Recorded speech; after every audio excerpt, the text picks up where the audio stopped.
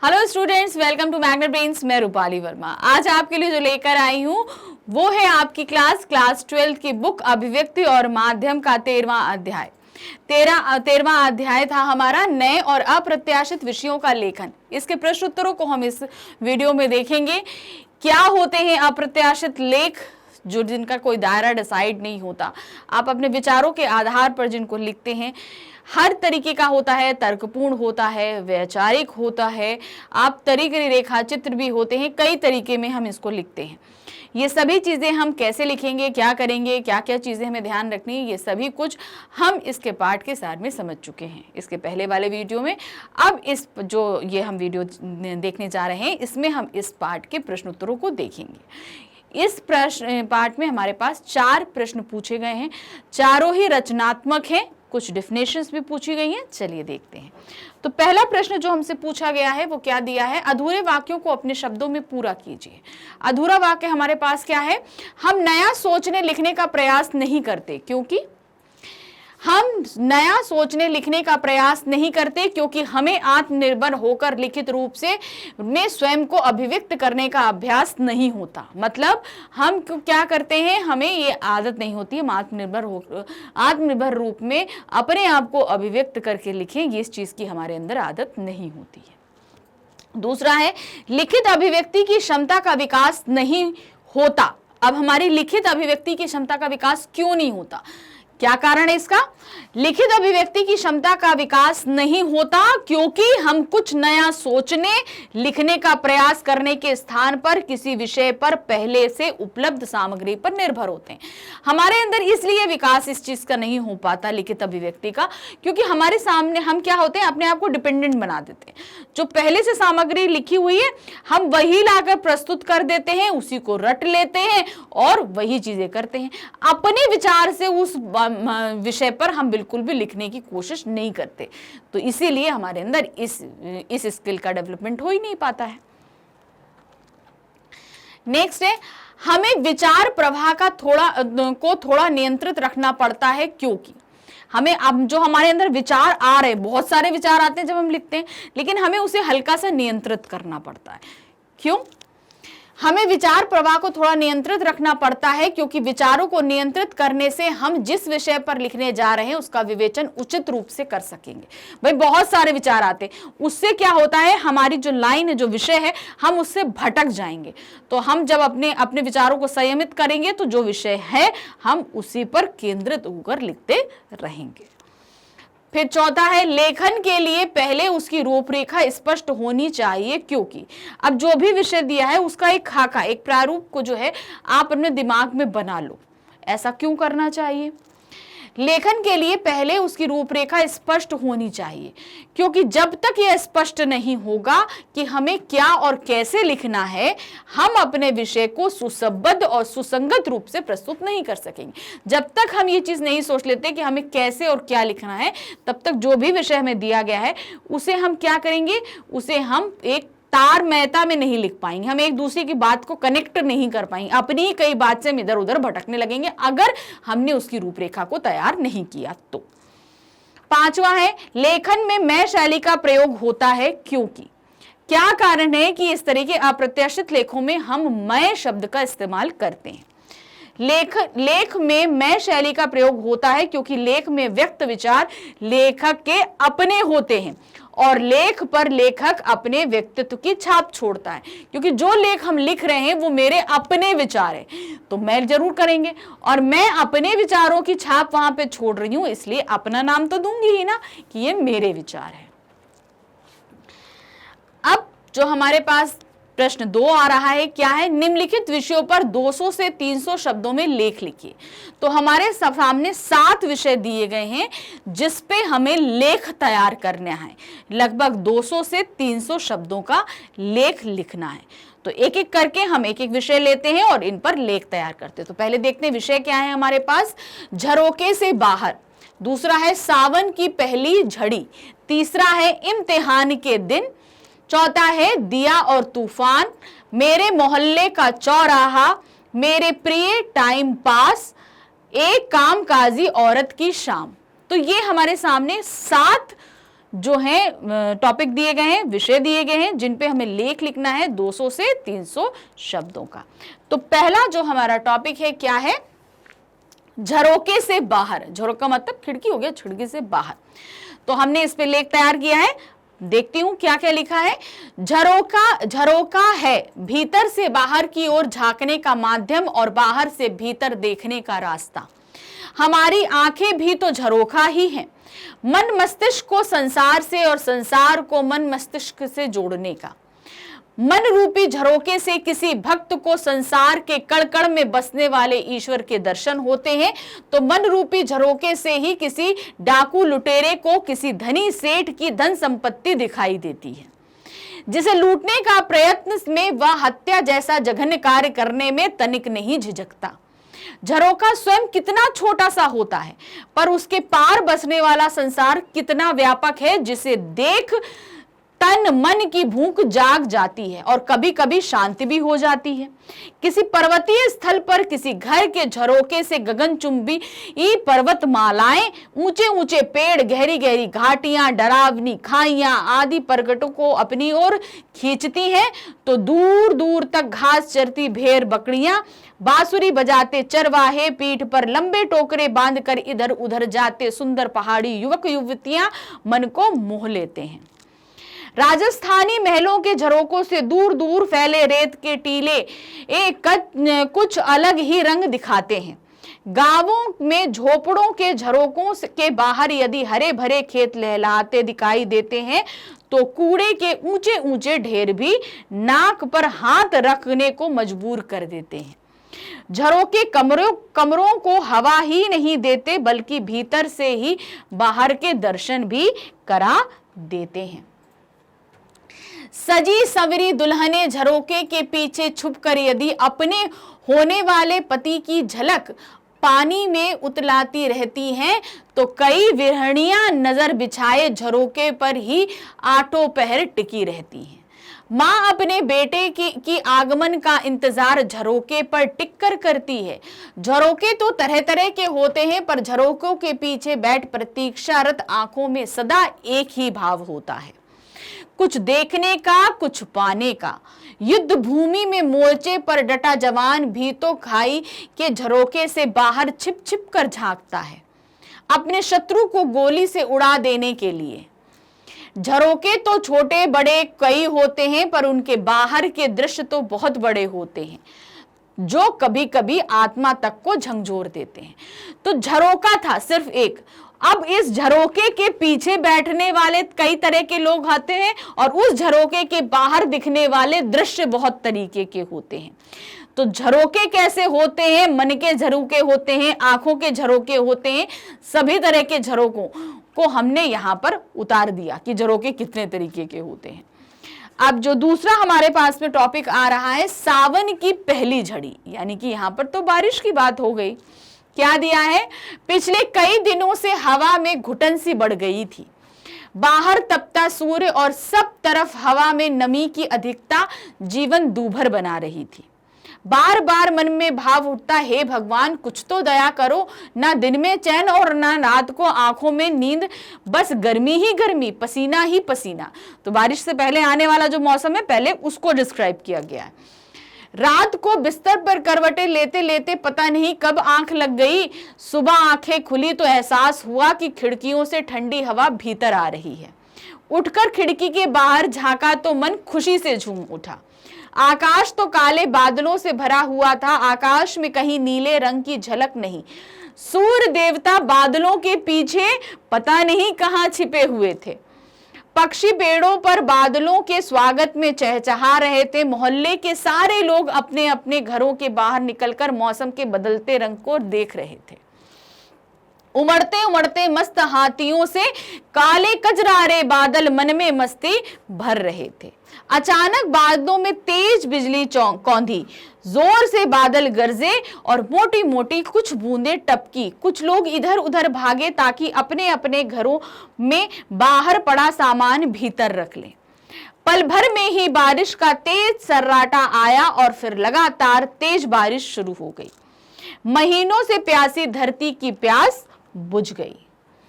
पेड़ पौधों के पत्ते नहा गए, उनका धूल धूसरित चेहरा धुल गया और हरी भरी दमक फिर से लौट आई। छोटे छोटे बच्चे बारिश में नहा रहे थे, खेल रहे थे, एक दूसरे पर पानी उछाल रहे थे। कुछ ही देर में सड़कें, गलियां छोटे छोटे नालों की तरह पानी भर भर कर बहने लगी थी। कल रात तक दहकने वाला दिन आज खुशनुमा हो गया था। 3-4 घंटे बाद बारिश की गति कुछ कम हुई और फिर 5-10 मिनट के लिए बारिश रुक गई। लोग बाहर निकले, पर इसके पहले फिर से बारिश शुरू हो गई, कभी धीमी तो कभी तेज। सुबह से शाम हो गई, पर बादलों का अंधेरा उतना ही है जितना सुबह था। रिमझिम बारिश आ रही है, घरों की छतों से पानी पनालों में बह रहा है। मेरी दादी अभी कह रही थी कि आज शनिवार की बारिश की झड़ी लगी है। यह तो अगले शनिवार तक ऐसे ही रहेगी। भगवान करे ऐसा ही हो। धरती की प्यास बुझ जाए तो हमारे खेत लहलहा उठेंगे। अब सावन की फुहार थी तो बारिश थी, तो उससे पहले किस तरीके से हो रहा था मौसम, सब परेशान थे, ये बताया गया। फिर किस तरीके से बारिश शुरू हुई ये बताया गया। आसपास का माहौल कैसा रहा ये हमने बताया। बारिश कैसी लगी रही, फिर लोगों की क्या किंवदंतियां रहती हैं ये भी उन्होंने लास्ट में हमें बताया। तो ये इस तरीके से लिखना है, जो भी आसपास घटित होता है आपको वही लिखना है।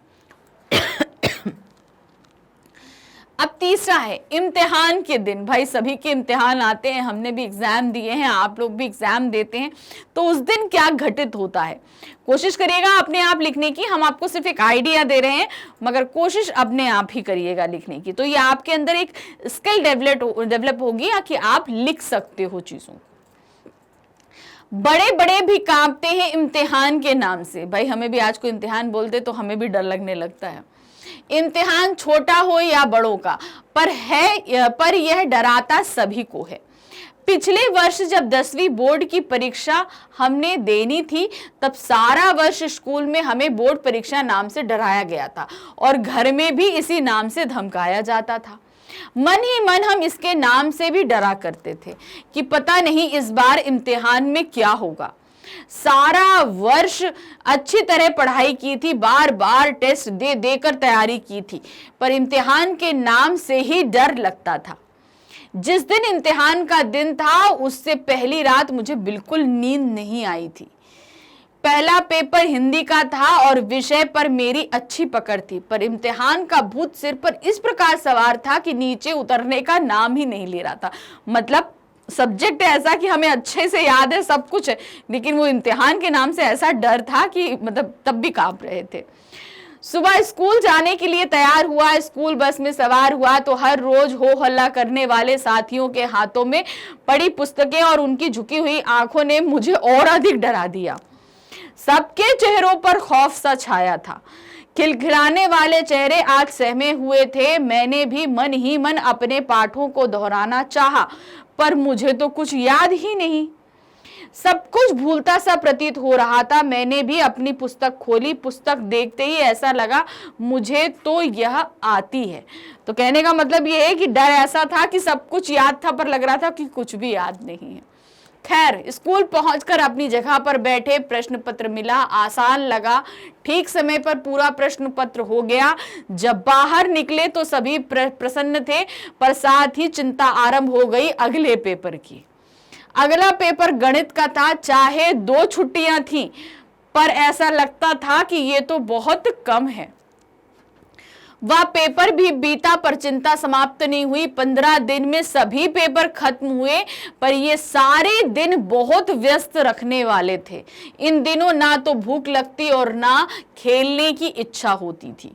इन दिनों ना तो मैं अपने किसी मित्र के घर गया और ना ही मेरे किसी मित्र को मेरी सुध आई। इम्तिहान के दिन बड़े तनाव भरे थे। तो ये इम्तिहान में जो जो आपके साथ होता है आप वही लिखने की कोशिश करिएगा, तो ये आपकी फीलिंग निकल कर आएगी और उसे अच्छी तरह से व्यक्त करने की आपके अंदर हैबिट भी आएगी कि जब हम अपने मन की चीजों को हम लिखते हैं तो कैसे होता है। अब आता है हमारा चौथा टॉपिक। चौथा टॉपिक क्या है? दिया और तूफान। दिया और तूफान क्या है? मिट्टी का बना हुआ एक नन्हा सा दिया भी जलता है तो रात्रि अंधकार से लड़ता हुआ उसे दूर भगा देता है, अपने आसपास हल्का सा उजाला फैला देता है। जिस अंधकार में हाथ को हाथ नहीं सूझता उसे भी मंद प्रकाश फैलाकर काम करने योग्य रास्ता दिखा देता है। तो पहले दिया बताया जा रहा है, हवा का हल्का सा झोंका जब दिए की लौ को कपा देता है तब ऐसा लगता है कि उसके बुझते ही अंधकार फिर छा जाएगा और फिर हमें उजाला कैसे मिलेगा। दिया चाहे छोटा सा होता है पर वह अकेला अंधकार के संसार का सामना करता है। तो हम इस इंसान जीवन की राह में आने वाली कठिनाइयों का भी उसी की तरह मुकाबला क्यों नहीं कर सकते। मतलब एक छोटा सा दिया इतने बड़े अंधकार को हटा सकता है, तो हम मनुष्य भी उसी तरीके से हैं। हम छोटे हैं तो क्या हुआ, हम छोटे हैं, हमारे सामने आने वाली परिस्थितियां मुश्किल हैं, तो हमें भी उसी तरीके से जो है कोशिश करनी चाहिए।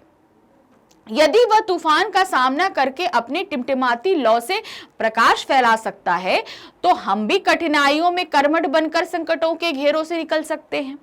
भाई वो कर सकता है तो हम भी कर सकते हैं। महाराणा प्रताप ने सब कुछ खोकर अपना लक्ष्य प्राप्त करने की ठानी थी। हमारे पूर्व प्रधानमंत्री लाल बहादुर शास्त्री ने नन्हे से दिए के समान जीवन की कठोरता का सामना किया था और विश्व के सबसे बड़े गणतंत्र भारत का प्रधानमंत्री पद प्राप्त कर लिया था। हमारे राष्ट्रपति कलाम ने अपना जीवन टिमटिमाते हुए दिए के समान आरंभ किया था, पर आज वही दिया हमारे देश को मिसाइलें प्रदान करने वाला प्रचंड अग्नि पुंज है।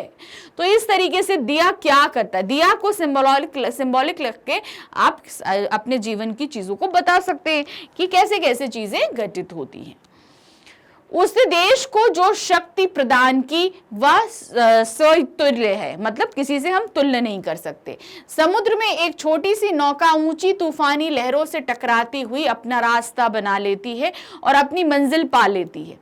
एक छोटा सा प्रवासी पक्षी साइबेरिया से उड़कर हजारों लाखों मील दूर पहुंच सकता है, तो हम इंसान भी कठिन से कठिन मंजिल प्राप्त कर सकते हैं।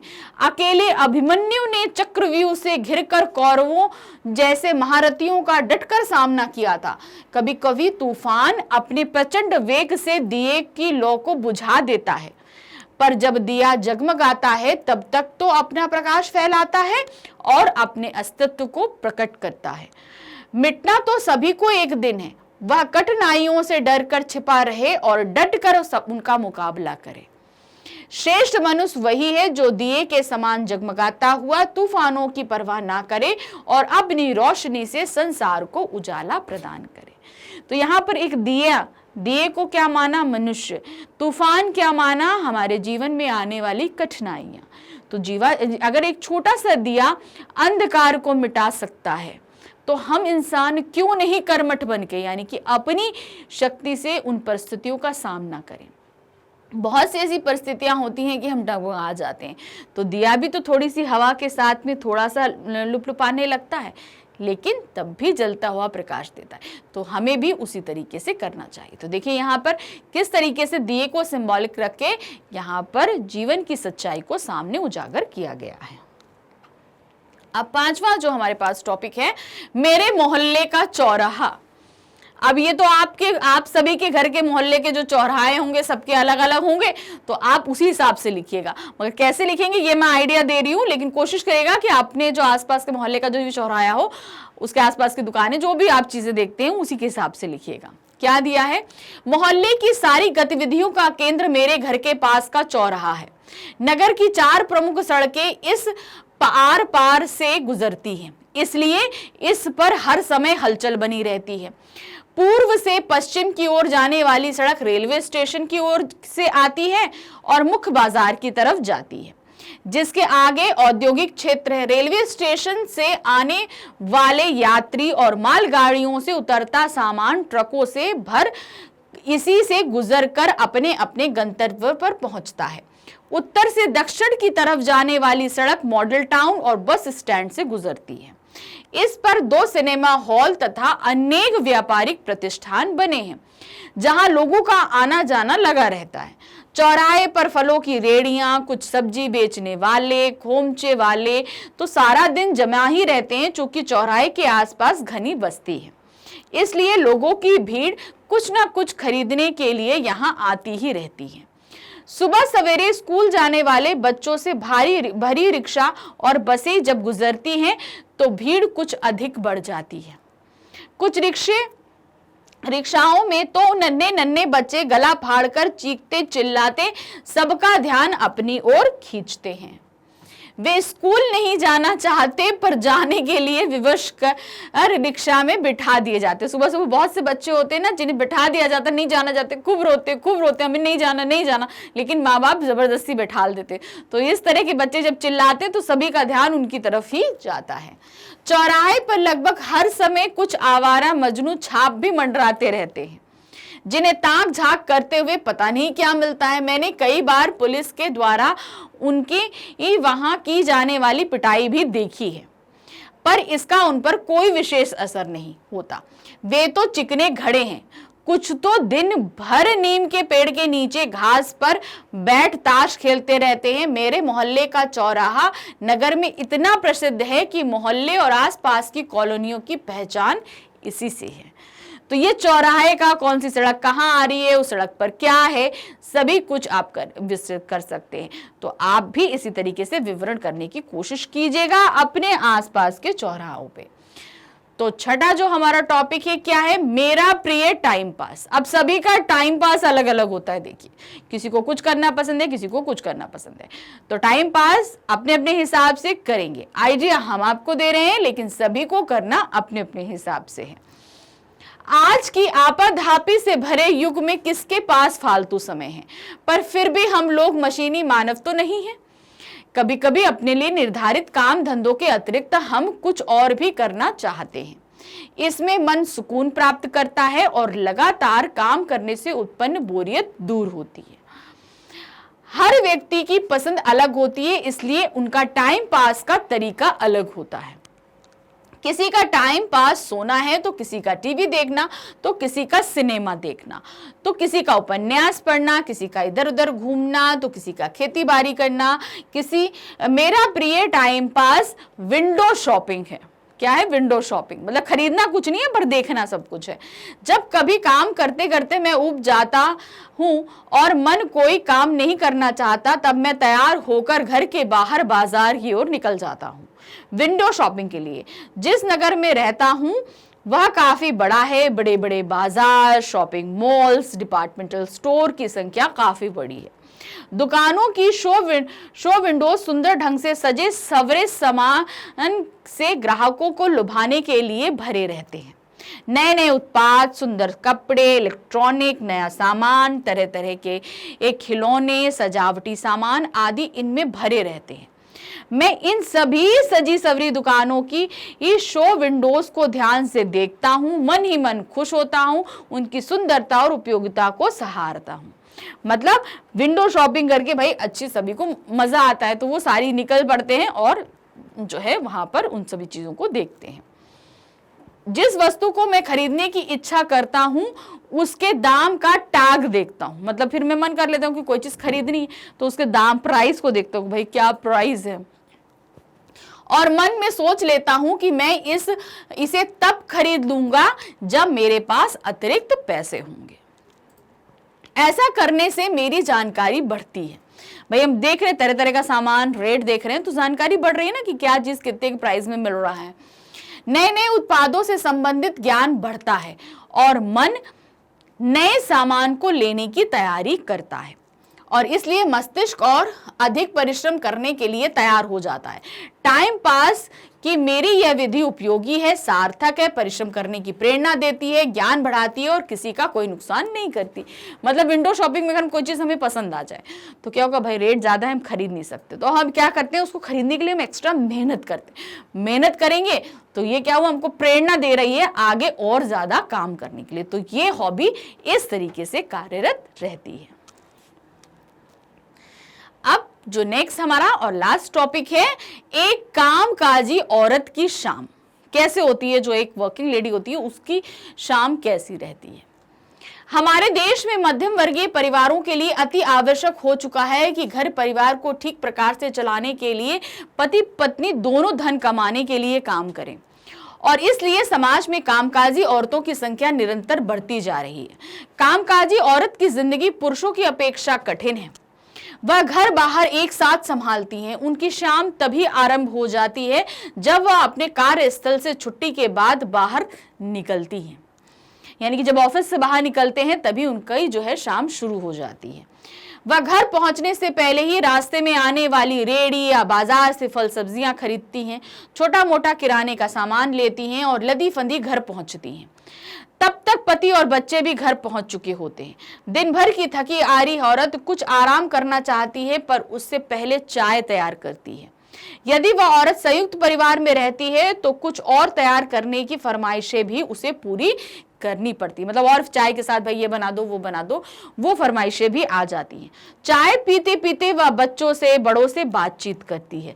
यदि उस समय कोई घर में मिलने जुलने वाला आ जाता है तो सारी शाम आगंतुकों की सेवा में बीत जाती है। जो मेहमान आए उनकी सेवा याचना में उसकी सारी शाम निकल जाती है। लेकिन यदि ऐसा नहीं हुआ तो भी उसे फिर से बाजार या कहीं और जाना पड़ता है ताकि घर के लोगों की फरमाइशों को पूरा कर सके। लौटकर बच्चों को होमवर्क करने में सहायता देती है, फिर रात के खाने की तैयारी में लग जाती है। कभी कभी उसे आस पड़ोस के घरों में भी औपचारिकता वश आना जाना पड़ता है। कामकाजी औरत तो चक्कर घिन्नी की तरह हर पल चक्कर ही काटती रहती है। उसकी शाम अधिकतर दूसरों की फरमाइशों को पूरा करने में बीत जाती है। वह हर पल चाहती है कि उसे भी घर में रहने वाली औरतों के समान कोई शाम अपने लिए मिले, पर प्रायः ऐसा नहीं हो पाता क्योंकि कामकाजी औरत का जीवन तो घड़ी की सुइयों से बंधा होता है। तो जो औरतें काम करती हैं उनकी शाम किस तरीके से होती है, ये चीज आपको यहाँ बतानी है। हो सकता है आपके घर में भी कोई काम आसपास करता हो, आपके घर में कोई काम करता हो, तो उनके बारे में भी, उनकी दिनचर्या को समझिए और उनके बारे में भी आप यहाँ पर लिख सकते हैं। तो यहाँ पर हमारा ये प्रश्न खत्म हुआ है। अब हम नेक्स्ट प्रश्न देखेंगे। तो प्रश्न 3 है, क्या घर से स्कूल तक के सफर में आज आपने क्या क्या देखा और अनुभव किया, लिखे और अपने लेख को एक अच्छा सा शीर्षक भी दें। तो अब आपको क्या करना है, अब आप अपने घर से निकले, स्कूल जा रहे हैं, रास्ते में जो जो देखा वो आपको लिखना है और साथ ही एक अच्छा सा शीर्षक यानी टॉपिक भी देना है। तो चलिए, हमने एक लिखा है, आप उसको समझिए और उस तरीके से कुछ लिखने की कोशिश करिए। संवेदनाओं की मौत। भाई अभी ये हमने क्यों टॉपिक दिया, पहले हम इसको पढ़ लेंगे तो आपको समझ में आ जाएगा हमने क्यों दिया है। मैं घर से अपने विद्यालय जाने के लिए निकली। आज मैं अकेली ही जा रही थी क्योंकि मेरी सखी नीलम को ज्वर आ गया था। ज्वर मतलब बुखार आ गया था। मेरा विद्यालय मेरे घर से लगभग 3 किलोमीटर दूर है। रास्ते में बस स्टैंड भी पड़ता है। वहां से निकली तो बसों का आना जाना जारी था। मैं बचते बचाते निकल ही रही थी कि मेरे सामने एक बस से टकरा कर एक व्यक्ति बीच सड़क पर गिर पड़ा। मैं किनारे पर खड़ी होकर देख रही थी कि उस गिरे हुए व्यक्ति को उठाने कोई नहीं आ रहा था। मैं साहस करके आगे जा ही रही थी कि एक बुजुर्ग ने मुझे रोककर कहा, बेटी कहाँ जा रही हो? वह तो मर गया लगता है, हाथ लगाओगी तो पुलिस के चक्कर में पड़ जाओगी। मैं घबराकर पीछे हट गई और सोचते सोचते विद्यालय पहुंच गई कि हमें क्या हो गया है जो हम किसी के प्रति हमदर्दी भी नहीं दिखा सकते, किसी की सहायता भी नहीं कर सकते। तो यहाँ पर हुआ क्या, हम जा रहे हैं लेकिन रास्ते में कोई ऐसी चीज घटी कि उसने हमें उस टॉपिक पे सोचने के लिए मजबूर कर दिया और वही हमने क्या कर दिया, उसका शीर्षक दे दिया। अब हमारे पास प्रश्न संख्या 4 क्या पूछ रहा है, अपने आसपास की किसी ऐसी चीज पर एक लेख लिखें जो आपको किसी वजह से वर्णनीय प्रतीत होता है। मतलब आपके आसपास कोई ऐसी चीज देखें जिसका आप वर्णन करना चाहते हैं। वह कोई चाय की दुकान हो सकती है, कोई सैलून हो सकता है, कोई खोमचे वाला हो सकता है या कि खास दिन पर लगने वाला हाट बाजार हो सकता है। विषय का सही अंदाजा देने वाला शीर्षक अवश्य दें। तो कहने का मतलब है अपने आसपास कोई ऐसी चीज देखिए जिसे आप वर्णित कर सकते हैं। आपको शीर्षक भी देना है। तो हमने शीर्षक क्या दिया है, पानी के नाम पर बिकता जहर। हमने एक चीज टॉपिक लिया, अब ये है क्या ये पढ़ते हैं। जेठ की तपती दोपहरी, जेठ का महीने में बहुत ज्यादा गर्मी होती है, मतलब आप मान लीजिए मई जून का महीना। पसीना, उमस और चिपचिपाहट ने लोगों को व्याकुल कर दिया था।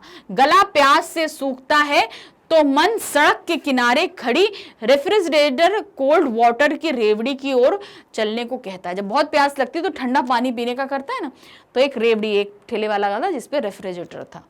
प्यास की तलब में पैसे दिए और पानी पिया, चल दिए, पर कभी सोचा नहीं कि इन रेवड़ी की टंकियों की क्या दशा है, मतलब इनकी टंकियां कैसी हैं। क्या इन्हें कभी साफ भी किया जाता है? क्या इनमें वास्तव में रेफ्रिजरेटर कोल्ड वाटर है या पानी में बर्फ डाली हुई है? कहीं हम पैसे देकर पानी के नाम पर जहर तो नहीं पी रहे हैं? इन कोल्ड वाटर बेचने वालों के वाटर की जांच स्वास्थ्य विभाग का कार्य है, परंतु वे तो तब तक नहीं जागते जब तक इनके दूषित पानी पीने से सैकड़ों व्यक्ति दस्त के हैजे के शिकार नहीं हो जाते। आशा है इन गर्मियों में स्वास्थ्य विभाग जाएगा और पानी के नाम पर जहर बेचने वाली इन कोल्ड वाटर की रेवड़ियों की जांच करेगा। तो यहां पर हमारे आसपास एक वाटर की रेवड़ी लगी थी, हमने उसके ऊपर दिया, मतलब जो चीज है सोचने लायक, वहां पर सोचकर आपको ये कार्य करना। देखिए, एक दृश्यात्मक था, एक वैचारिक था, ये हमने दोनों चीजें देखी। इस तरीके से इस पाठ के सभी प्रश्नोत्तरों को हमने यहाँ खत्म किया। लेकिन अगर आप किसी सब्जेक्ट में या हिंदी में ही कोई और चैप्टर देखना चाहते हैं, समझना चाहते हैं, तो आपको आना है हमारी वेबसाइट magnetsbrain.com पे। आप वहां देखेंगे कि किंडरगार्टन से लेकर क्लास 12 तक की सारी क्लासेस आपके पास अवेलेबल है। तो आप जिस भी क्लास में पढ़ते हैं तो आपको अपना क्लास सिलेक्ट करना है। जैसे ही आप क्लास सिलेक्ट करेंगे, आपके सामने उस क्लास में पढ़ाए जाने वाले सभी सब्जेक्ट आपके सामने होंगे। आपको अपना सब्जेक्ट सिलेक्ट करना है। देखिए, सभी सब्जेक्ट के नीचे वॉच नाउ लिखा है। जो भी आप सब्जेक्ट पढ़ना चाहते हैं, जिसमें आपको डाउट है, सब्जेक्ट में जहां वॉच नाउ लिखा है आपको क्लिक करना है। क्लिक करते ही उस सब्जेक्ट में जितनी भी बुक्स हैं, आपके जितने भी चैप्टर्स हैं, वो आपके सामने होंगे। आप बुक सेलेक्ट करिए, बुक सेलेक्ट करते ही फिर चैप्टर सेलेक्ट करिए। चैप्टर जैसे ही सेलेक्ट करेंगे, आपके सामने उस चैप्टर में जितने भी टॉपिक्स पढ़ाए गए हैं वो सभी सामने होंगे। टॉपिक सेलेक्ट करेंगे और आपका वीडियो स्टार्ट हो जाएगा। वीडियो देखिए और अपने सभी डाउट्स को क्लियर कीजिए। लेकिन साथ ही हमारे चैनल को लाइक, सब्सक्राइब और शेयर करना बिल्कुल नहीं भूलिएगा। Thank you for watching. Bye bye.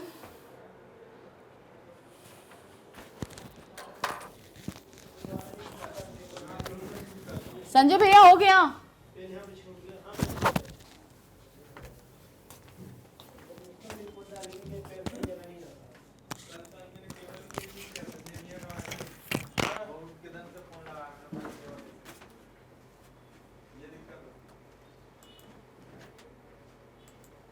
बाप रे, पौने